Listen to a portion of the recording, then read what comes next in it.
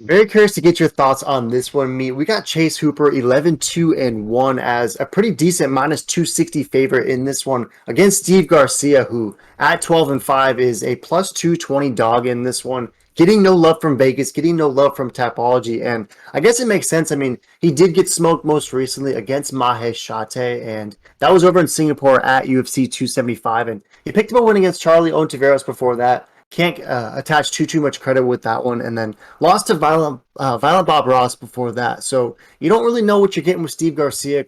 Couple bad losses, not a great victory, and he's taking on Chase Hooper, who obviously is getting a big promotional push from the UFC. I mean, this is Ben Askren's child, and his career has been kind of up and down, but he's only 23 years old, so you got to believe that there is plenty more to the story of Chase Hooper, but he's alternated wins and losses, right? Most recently got a nice win over Felipe Colares, who I'm definitely a fan of Colares, so that was an impressive victory for Hooper in my eye. And he lost to Steven the Ocho Peterson before that, beat Peter Barrett, and also lost to Alex Caceres, aka Bruce Leroy. So I don't really know where Chase Hooper is at. Very curious to get your thoughts. Like, is Chase Hooper here to stay in the UFC and is someone who's going to beat a lot of guys, or is Steve Garcia a guy who is just better than Chase Hooper?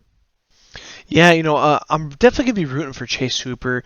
Definitely a fan. Got to ride the bandwagon. He always puts on a show. I'll give him that. But his skills for MMA is very questionable. His grappling is pretty good, but like for the MMA wise, I mean, a lot of guys have been able to stop it, and they're not the best grapplers. You know what I mean? So it's hard to tell if like Chase is just like he's young, so he's developing and he's getting better and better, and he is going to be a superstar and a champion one day, or is he just like not going to go to BKFC, but more like one FC and enter just the grappling since like he just can't hang with the punches. So that's where it's going to be very interesting to see because this should be a lock for him. It really should, but his skills are questionable, so I'm kind of on the fence. I'll probably fade this one.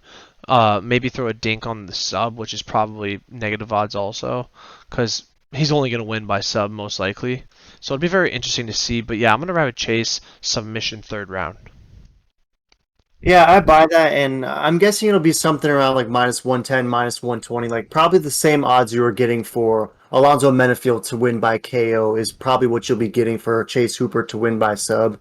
And that might not be the worst play, right? Because it's tough to imagine him winning elsewhere. Like it's tough to see him getting a KO TKO. Maybe he can win a gritty decision. I mean, perhaps Steve Garcia can make it competitive at moments and at least survive when these dangerous moments present themselves on the ground. And if so, maybe Hooper wins a decision. So perhaps there could be a juicy sprinkle there as well. But as mentioned, 91% is rolling with Chase Hooper, majority copper for that sub. Only 9 is rolling with Steve Garcia, and barely any of it is for that brown. The rest for a beige decision. I think this could be a close competitive fight, but I'm pretty torn. What's the best pitch, Mead? If you're rolling with Chase Hooper, the dream, how does he get this one done? Because I don't know. Mean Machine Steve Garcia, the guy does come to bang. Any chance he finishes Chase Hooper? It wouldn't surprise me if he does, because I don't know. Chase Hooper is just very questionable all around. But I don't know. Chase should get this done. On paper, he should get this done. I mean, think about it. How much promoting have they put into Steve Garcia? Zero. How much have they put into Chase Hooper? Do you think Uncle Dane and the UFC want to lose on their investment? No. Chase should win by a landslide. Yeah, see, I buy that. Like, I want to believe that the promotion is well behind Chase Hooper, the dream, but I think that I don't know. I mean, I think a Mean Machine is coming through to turn this dream into a nightmare. That's what I think. I think the Mean Machine is going to take out Chase Hooper.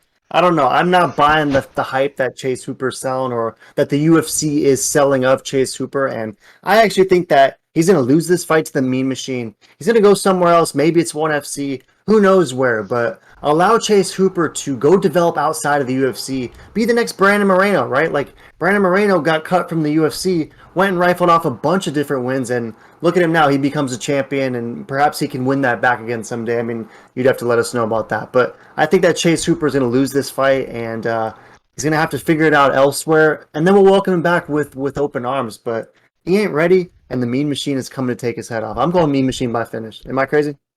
No, I don't think you're crazy. But yeah, this is definitely a scrappy fight. You guys throw in the comments who you got. Are you taking the Mean Machine or the Dream?